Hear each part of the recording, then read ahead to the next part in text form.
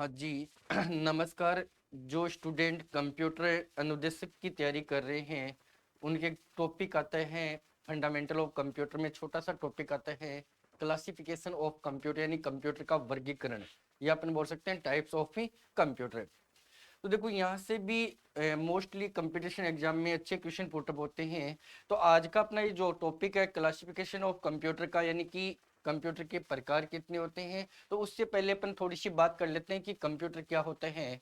तो देखो आपको यहाँ पे स्क्रीन पे दिखाया जा रहा है कि कंप्यूटर एक इलेक्ट्रॉनिक मशीन है जो कि यूजर के द्वारा यानी अपने द्वारा दिए गए डेटा पर प्रोसेसिंग करती है और प्रोसेसिंग के बाद जो रिजल्ट आता है जो आउटपुट आता है उसको यूजर तक पहुंचा देती है। वो मशीन क्या कहलाती है? कंप्यूटर कहलाती है। तो यहाँ पे एक डायग्राम के तहत आपको बताया भी गया है कि कंप्यूटर की यदि अपन बात करें तो कंप्यूटर में मोस्टली तीन ही कार्य होते हैं। पहला कार्य डेटा को इनपुट करना होता है, दूसरा कार्य उस पर प्रोसेस करना होता है और तीसरा कार्य होता है उसको आउटपुट में देना। देखो एक शब्द आता है एनकोडिंग और एक आता है डिकोडिंग।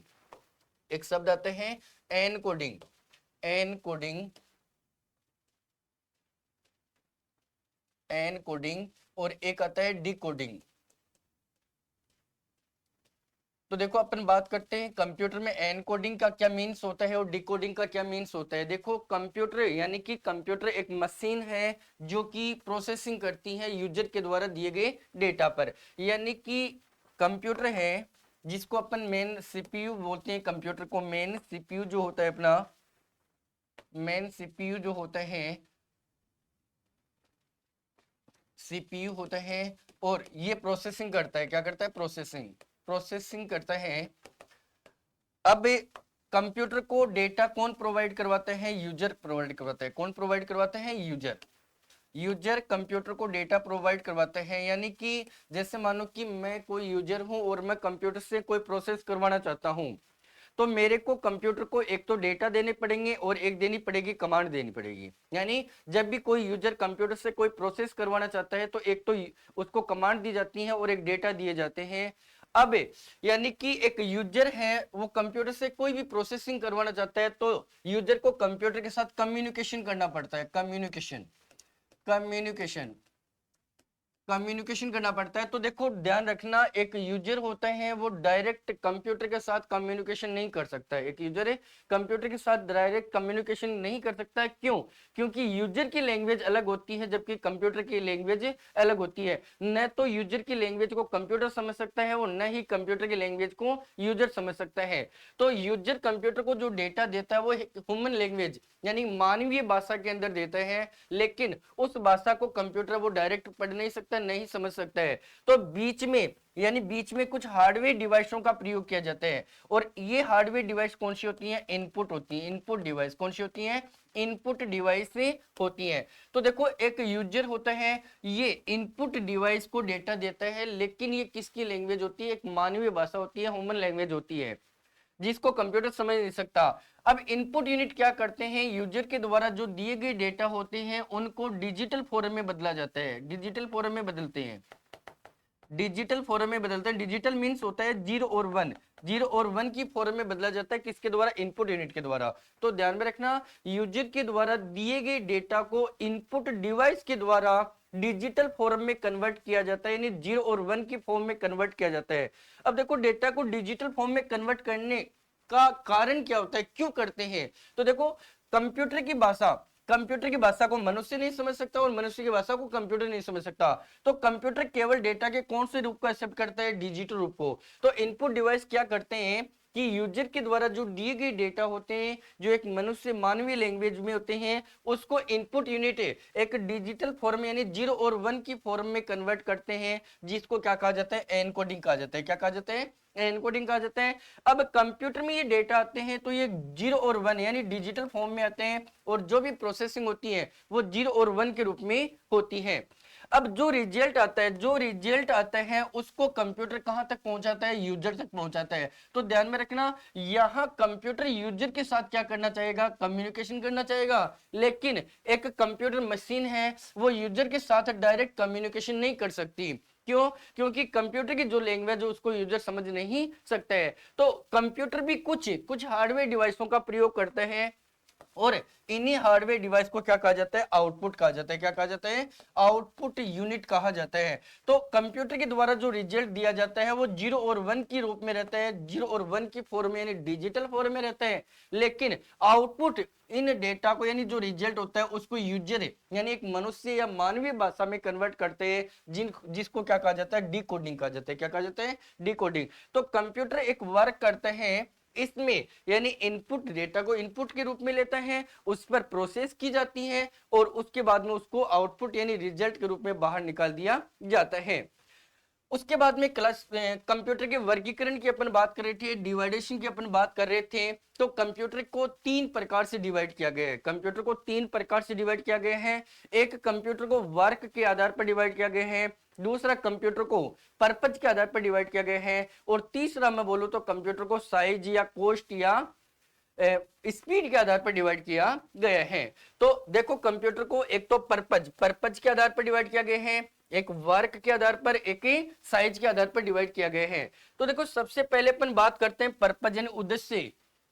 उद्देश्य के आधार पर कंप्यूटर के वर्गीकरण की बात करते हैं तो कंप्यूटर 2 प्रकार के होते हैं। एक तो होते हैं जनरल पर्पज कंप्यूटर और एक होते हैं स्पेशल पर्पज कंप्यूटर। यानी एक मशीन, एक कंप्यूटर वे होते हैं जिनका प्रयोग सामान्य उद्देश्य के लिए किया जाता है। जैसे अपन घर में काम में लेते हैं, कोई आपका डॉक्यूमेंट बनाने के लिए काम में लिया जाता है, कोई बैंकिंग क्षेत्र में जैसे अकाउंट्स का काम करने के लिए प्रयोग में लिया जाता है। तो ये जो कंप्यूटर होते हैं सामान्य उद्देश्य वाले कंप्यूटर होते हैं। लेकिन स्पेशल कंप्यूटर यानी स्पेशल पर्पज वाले कंप्यूटर की अपन बात करते हैं तो किसी विशेष यानी जिसका प्रयोग किसी विशेष कार्य के लिए किया जाता है। जैसे अपन बात करें ट्रैफिक सिग्नल में जो कंप्यूटर मशीन काम में ली जाती है वो स्पेशल पर्पज वाला कंप्यूटर होता है। या फिर अपन एटीएम मशीन की बात करें तो एटीएम मशीन में भी जो कंप्यूटर होता है वो एक स्पेशल पर्पज के लिए यूज में लिया जाता है। तो ध्यान में रखना कि कंप्यूटर का वर्गीकरण होता है वो 3 प्रकार से किया गया है। एक तो होता है पर्पज यानी उद्देश्य के आधार पर,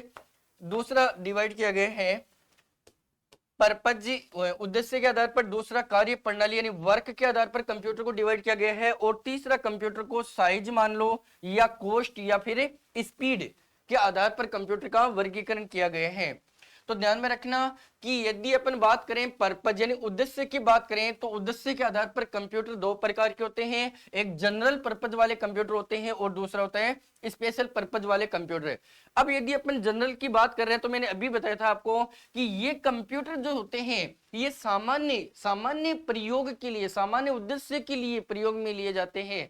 इनको कौन सा कंप्यूटर कहा जाता है, जनरल पर्पज कंप्यूटर कहा जाता है। जबकि जिन कंप्यूटर्स का प्रयोग किसी स्पेशल कार्य को करने के लिए किया जाता है, स्पेशल पर्पज के लिए जिनका प्रयोग किया जाता है, उनको स्पेशल पर्पज वाले कंप्यूटर कहा जाता है। अब देखो अपन आगे बात करते हैं तो जनरल पर्पज वाले कंप्यूटर में कौन कौन से आते हैं। जैसे आपका लैपटॉप कंप्यूटर आता है, जैसे आपका डेस्कटॉप कंप्यूटर आता है, जैसे आपका मोबाइल आता है। तो ये तीनों ही कंप्यूटर कौन से प्रकार के कंप्यूटर में आते हैं, ये जनरल पर्पज कंप्यूटर के अंदर आते हैं। अब इनसे अपन कार्य क्या कर सकते हैं, जैसे टाइपिंग का काम कर सकते हैं, जैसे इंटरनेट अपन चला सकते हैं, कोई वीडियो एडिटिंग का कार्य अपन कर सकते हैं, या किसी सॉफ्टवेयर का यूज कर सकते हैं। जैसे मैं आपको बताऊं, जैसे बोलूं तो वर्ड प्रोसेसिंग के लिए या अकाउंट्स के कार्य के लिए। तो ये सारे प्रकार के कौन से कंप्यूटर के अंदर आते हैं, जनरल पर्पज के कंप्यूटर आते हैं, जिनका प्रयोग अपन सामान्य लाइफ के अंदर करते हैं। अपने घरों में, अपने ऑफिस में जिनका प्रयोग सामान्य कार्यों के लिए करते हैं उनको जनरल पर्पज वाला कंप्यूटर कहा जाता है। जबकि स्पेशल पर्पज वाले कंप्यूटर जिनका प्रयोग किसी विशेष कार्यों के लिए किया जाता है, जैसे मैंने अभी बताया था आपको एटीएम मशीन होती है, वो एक स्पेशल पर्पज वाला कंप्यूटर के अंदर आती है, क्योंकि उसका कार्य केवल पैसों को गिनने का कार्य होता है, उसका अपन सामान्य पर्पज के लिए यूज में नहीं ले सकते।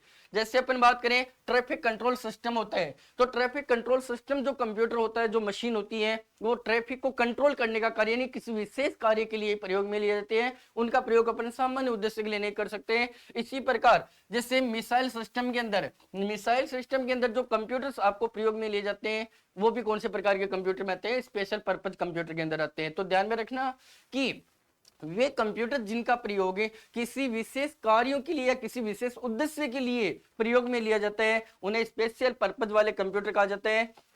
उसके बाद में अपन बात करते हैं आगे अपन करते हैं अकॉर्डिंग टू वर्क, यानी कार्य के आधार पर। और कार्य के आधार पर कंप्यूटर की बात करें तो कंप्यूटर 3 प्रकार के होते हैं। एक होता है डिजिटल कंप्यूटर, दूसरा एनालॉग कंप्यूटर होता है, तीसरा कौन सा होता है, हाइब्रिड कंप्यूटर होता है, तीसरा हाइब्रिड। अब देखो डिजिटल कंप्यूटर कौन से होते हैं, सबसे एहसास हो रहा है, यानी कि वे कंप्यूटर जो डिजिट्स पर कार्य करते हैं, जो डिजिट्स। और डिजिट्स यानी क्या होता है, 0 और 1। डिजिट्स यानी क्या होता है, 0 और 1, या इसी को अपन बाइनरी नंबर भी बोल सकते हैं। तो वे कंप्यूटर जो अपना संपूर्ण कार्य डिजिट्स के आधार पर, बाइनरी नंबर या 0 और 1 के आधार पर ही कार्य करते हैं, अपना संपूर्ण कार्य, उन्हें कौन सा कंप्यूटर कहा जाता है, डिजिटल कंप्यूटर कहा जाता है। जबकि एनालॉग कंप्यूटर की अपन बात करें तो एनालॉग कंप्यूटर वे कंप्यूटर होते हैं जो एनालॉग सिग्नल से, जिनको अपन बोलते हैं भौतिक राशियों। और भौतिक राशियां कौन सी होती हैं, जो परिवर्तन होती रहती हैं, जो परिवर्तन होती रहती हैं, जैसे ताप है, दाब है, वायु, ध्वनि तथा विद्युत प्रवाह जैसे संकेतों पर जो मशीनें काम करती हैं, वो कौन से प्रकार के कंप्यूटर के अंदर आती हैं, एनालॉग कंप्यूटर के अंदर आती है। तो ध्यान में रखना, जो कंप्यूटर जो मशीनें फिजिकल वैल्यूज पे वर्क करती हैं, उन्हें एनालॉग कंप्यूटर कहा जाते हैं। और तीसरी अपन बात करें तो हाइब्रिड कंप्यूटर। और हाइब्रिड कंप्यूटर होते हैं, देखो हाइब्रिड का अर्थ होता है मिश्रण, हाइब्रिड कंप्यूटर का अर्थ होता है मिश्रण, हाइब्रिड का अर्थ मिश्रण होता है। तो हाइब्रिड कंप्यूटर वे कंप्यूटर होते हैं जिसमें दोनों कंप्यूटर्स, यानी डिजिटल कंप्यूटर व एनालॉग कंप्यूटर, दोनों के गुण समाहित कर दिए गए हैं। यानी अपन मान सकते हैं कि ये जो हाइब्रिड कंप्यूटर होते हैं, ये प्रोसेस करते हैं एनालॉग पर, एनालॉग पे प्रोसेस करते हैं, लेकिन उसका आउटपुट किस में देते हैं, डिजिट्स में देते हैं। इसलिए उनको कौन सा कंप्यूटर कहा जाता है, हाइब्रिड कंप्यूटर कहा जाता है। उसके बाद में देखो अपन बात करते हैं डिजिटल कंप्यूटर के एग्जांपल्स की। तो डिजिटल कंप्यूटर के एग्जाम्स में आपका जैसे लैपटॉप आ गया, जैसे आपका डेस्कटॉप आ गया, जैसे आपका कैलकुलेटर आ गया, जैसे आपका पॉमटॉप आ गया, जैसे आपका टेबलेट आ गया, ये सारे प्रकार के कौन से कंप्यूटर होते हैं, डिजिटल कंप्यूटर होते हैं, जो कि सबसे अधिक प्रयोग में लिए जाने वाले होते हैं। डिजिटल कंप्यूटर होते हैं वो सबसे अधिक प्रयोग में यूज में लिए जाते हैं। उसके बाद में एनालॉग कंप्यूटर की, तो मैंने एनालॉग कंप्यूटर के बारे में अभी आपको बताया था कि जिनका प्रयोग एनालॉग सिग्नल्स या भौतिक राशियों यानी फिजिकल वैल्यूज पे कार्य करने के लिए जिन मशीनों का प्रयोग किया जाता है, उनको एनालॉग कंप्यूटर कहा जाता है। जैसा कि अपन बात करें कि टेम्परेचर मशीन, यानी तापमान मापने की जो मशीन होती है। उसके बाद में आपका जो स्पीडोमीटर होता है, स्पीडोमीटर होता है, तो ये जो स्पीडोमीटर है, तापमान मापने की मशीन है, वायुदाब मापने की मशीन है, ये सारे प्रकार के कौन से कंप्यूटर होते हैं, ये एनालॉग कंप्यूटर होते हैं। और ध्यान में रखना स्टूडेंट्स, ये पर्सन एग्जाम में पूछा था कि एनालॉग जो कंप्यूटर होते हैं उनको स्टोरेज की आवश्यकता नहीं होती है, स्टोरेज की आवश्यकता नहीं होती है, यानी इनको डेटा स्टोर करने की आवश्यकता नहीं होती है। क्योंकि जैसे अपन बात करें तापमान मापने की मशीन, तो ये तापमान को मापकर अपने को बता देती है। जैसे स्पीडोमीटर मशीन अपन बात करें तो गाड़ियों में स्पीडोमीटर होता है, ये स्पीड को मापकर अपने को बता देता है, लेकिन ये डेटा को स्टोर करने का कार्य नहीं करता है। तो एनालॉग कंप्यूटर होते हैं, उनको स्टोरेज की आवश्यकता नहीं होती है। उसके बाद में हाइब्रिड, जिसके अंदर डिजिटल कंप्यूटर व एनालॉग कंप्यूटर दोनों के गुण समाहित कर दिए गए हैं, यानी डिजिट्स और एनालॉग दोनों पे जो कार्य करती हैं वो मशीनें कौन से कंप्यूटर के अंदर आती हैं, हाइब्रिड कंप्यूटर के अंदर आती हैं। और ध्यान में रखना, ये जो हाइब्रिड कंप्यूटर होते हैं इनका अधिकांशतः प्रयोग चिकित्सा व खोज विभाग में किया जाता है, चिकित्सा व खोज विभाग में। जैसे अपन बात करें हॉस्पिटल में जो मशीनें होती हैं, हॉस्पिटल में जो मशीन होती है, जैसे आईसीयू मशीन होती है, ईसीजी मशीन होती है, वो किसके अंदर आती है, या फिर रोगी के जो शरीर का तापमान टेम्परेचर मापने की जो मशीन होती है, वो सारे कौन से प्रकार के कंप्यूटर के अंदर आते हैं, हाइब्रिड कंप्यूटर के अंदर आते हैं। उसके बाद में अपन बात करते हैं साइज, कॉस्ट या स्पीड। तो साइज, कॉस्ट या स्पीड के आधार पर भी कंप्यूटर कितने होते हैं, 4 प्रकार के। एक माइक्रो कंप्यूटर होते हैं, दूसरा मिनी होता है, तीसरा मेन फ्रेम होता है, और चौथा कौन सा होता है, सुपर कंप्यूटर होता है। तो देखो ध्यान में रखना, यदि साइज के आधार पर सबसे छोटे कंप्यूटर की बात करें तो माइक्रो कंप्यूटर होते हैं, ये साइज में सबसे छोटे होते हैं, कॉस्ट में सबसे सस्ते होते हैं, और स्पीड में सबसे स्लो प्रोसेसिंग स्पीड वाले कंप्यूटर होते हैं। ध्यान में रखना, माइक्रो कंप्यूटर साइज में सबसे छोटे, कॉस्ट में सबसे सस्ते, और स्पीड में सबसे स्लो प्रोसेसिंग स्पीड वाले कंप्यूटर होते हैं। उसके बाद में मिनी कंप्यूटर, जो कि आकार में माइक्रो से बड़े होते हैं तथा मेन फ्रेम से छोटे होते हैं। और देखो मिनी कंप्यूटर है, इसको मिड रेंज वाला कंप्यूटर भी कहा जाता है, इसको मिड रेंज वाला कंप्यूटर के नाम से भी इसको जाना जाता है। और मिनी कंप्यूटर की जो प्रोसेसिंग स्पीड होती है ये माइक्रो कंप्यूटर की तुलना में लगभग 5 गुना अधिक मानी जाती है। उसके बाद में मेन फ्रेम कंप्यूटर आते हैं जो कि मिनी से फास्ट होते हैं और साइज में मिनी से बड़े होते हैं, लेकिन सुपर से स्लो होते हैं और साइज में सुपर से छोटे होते हैं। क्योंकि सुपर जो कंप्यूटर होते हैं ये आकार में सबसे बड़े होते हैं, कॉस्ट में सबसे महंगे होते हैं और स्पीड में सबसे तेज स्पीड वाले कंप्यूटर होते हैं। यानी ये सबसे पावरफुल कंप्यूटर होते हैं जिनका प्रयोग नई व जटिल गणनाएं करने के लिए किया जाता है। जैसे मैं बात करूं कि खोज अनुसंधान के कार्य होते हैं या मौसम की जानकारी प्राप्त करनी होती है, तो वहां पे कौन से कंप्यूटर का प्रयोग किया जाता है? सुपर कंप्यूटर का प्रयोग किया जाता है। उसके बाद में देखो माइक्रो कंप्यूटर के एग्जांपल्स यहाँ पे लैपटॉप है, डेस्कटॉप है या मोबाइल है, ये कौन से प्रकार के कंप्यूटर के अंदर आते हैं? माइक्रो। या इसी के साथ मैं बोल सकता हूँ टेबलेट भी इसी के अंदर आता है, पॉमटॉप भी इसी के अंदर आता है। तो ये सारे कौन से प्रकार के होते हैं? कंप्यूटर माइक्रो, जो जिनका अपन नॉर्मली घर में ऑफिस में अपन जिनका प्रयोग करते हैं वो माइक्रो कंप्यूटर होते हैं। मिनी कंप्यूटर जो होते हैं वो मोस्टली ऑफिसों में, यानी जो जो मीडियम लेवल की जो ऑफिस होती हैं, जो कंपनियां होती हैं, वहां पे जो काम में लिए जाते हैं वो कौन से मिनी कंप्यूटर होते हैं? ये मल्टीपल यूजर सपोर्ट वाले कंप्यूटर होते हैं। यानी जो माइक्रो कंप्यूटर होते हैं उनमें केवल एक ही व्यक्ति कार्य कर सकता है एक समय में, एक ही यूजर एक साथ कार्य कर सकता है। और माइक्रो कंप्यूटर को पीसी यानी पर्सनल कंप्यूटर के नाम से भी जाना जाता है, निजी उपयोग में लिया जाता है, इसलिए इसको पर्सनल कंप्यूटर भी कहा जाता है। लेकिन मिनी कंप्यूटर होते हैं वो मल्टीपल यूजर्स, यानी इसके ऊपर एक समय में एक से अधिक यूजर एक साथ कार्य कर सकते हैं, जिसको अपन टाइम शेयरिंग विधि भी बोल सकते हैं। उसके बाद में मेन फ्रेम कंप्यूटर होते हैं, उनका अधिकांश प्रयोग जैसे बैंकिंग क्षेत्रों में, यदि मैं बोलूं कि बैंकों में जो सर्वर होते हैं, सर्वर कंप्यूटर होते हैं, सर्वर क्लाइंट मेथड होता है, तो सर्वर कंप्यूटर ग्रुप में या रेलवे के अंदर या गवर्नमेंट, यानी जहां सर्वर कंप्यूटर का प्रयोग किया जाता है तो वहां पे कौन से कंप्यूटर यूज में लिया जाता है? मेन फ्रेम कंप्यूटर का प्रयोग किया जाता है। और सुपर कंप्यूटर होते हैं जैसे मौसम की जानकारी प्राप्त करना होता है या स्पेस रिसर्च का जो काम होते हैं, वैज्ञानिकों के जो काम होते हैं, वहां पे कौन से कंप्यूटर प्रयोग में लिया जाता है? सुपर कंप्यूटर प्रयोग में लिया जाता है। इसी के साथ अपन थोड़ी सी अपन बात करते हैं कि भारत के प्रथम सुपर कंप्यूटर का नाम, तो ध्यान में रखना, भारत के प्रथम सुपर कंप्यूटर का नाम है परम या परम 8000। परम 8000 भारत का प्रथम सुपर कंप्यूटर है जिसको 1991 में सीडेक का पूरा नाम होता है सेंटर फॉर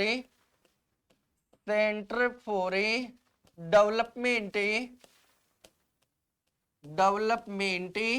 ऑफ एडवांस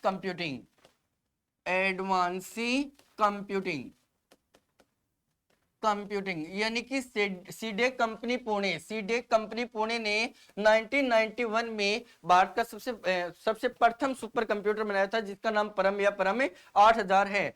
आज यदि अपन बात करें कि आज भारत का सबसे फास्ट सुपर कंप्यूटर कौन सा है, तो आज भारत का सबसे फास्ट सुपर कंप्यूटर एरावत है। एरावत आज भारत का सबसे फास्ट सुपर कंप्यूटर है जिसकी प्रोसेसिंग स्पीड है 8.50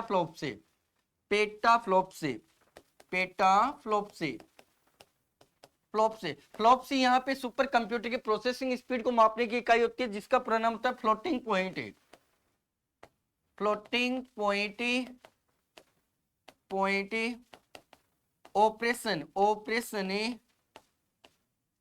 ऑपरेशन पर सेकंड इसका पूरा नाम होता है। तो यदि आज अपन भारत के सबसे फास्ट सुपर कंप्यूटर की बात करें तो वहां पे एरावत आएगा। और ध्यान में रखना एरावत जो कंप्यूटर है इसको सीडेक कंपनी ने बनाया था, सीडेक कंपनी पुणे ने बनाया था। और कब बनाया था? जुलाई 2023 में इसको बनाया गया था। और ध्यान में रखना यदि सुपर कंप्यूटर में अपन विश्व में सुपर कंप्यूटर की काउंटिंग में एरावत की बात करें तो ये 75वें स्थान पे आता है, 75वें स्थान पर। यानी आज भी विश्व के पास 34 बड़े सुपर कंप्यूटर और भी हैं एरावत से। तो यदि भारत के प्रथम सुपर कंप्यूटर का नाम पूछे तो यहाँ पे उतर आएगा परम 8000 जो कि 1991 में बना था। और भारत के सबसे फास्ट सुपर कंप्यूटर की बात करें तो वहां पे एरावत आएगा जो कि जुलाई 2023 में बना था और इसकी प्रोसेसिंग स्पीड 8.54 पेटाफ्लॉप्स होती है, जो कि विश्व में 75वें स्थान पे आता है। सुपर कंप्यूटर की काउंटिंग में 75वें स्थान पे आता है। उसके बाद में अपन विश्व की बात करें तो विश्व का सुपर कंप्यूटर है, प्रथम सुपर कंप्यूटर वो है करे फर्स्ट, और ये बना था 1976 1976 में बना था, अमेरिका के द्वारा बनाया गया था। किसके द्वारा बनाया गया था? अमेरिका के द्वारा बनाया गया था। और देखो आज यदि अपन विश्व के सबसे फास्ट सुपर कंप्यूटर की बात करें तो वो भी अमेरिका के द्वारा ही बनाया गया है और उसका नाम है EI कैप्टन है। विश्व का सबसे फास्ट सुपर कंप्यूटर है जिसकी प्रोसेसिंग स्पीड 1.74 हेक्साफ्लॉप से जिसकी प्रोसेसिंग स्पीड होती है। तो ये आज आपका छोटा सा एक जो क्लासिफिकेशन ऑफ कंप्यूटर है, टाइप्स ऑफ कंप्यूटर का जो टॉपिक है वो आज का ये था अपना।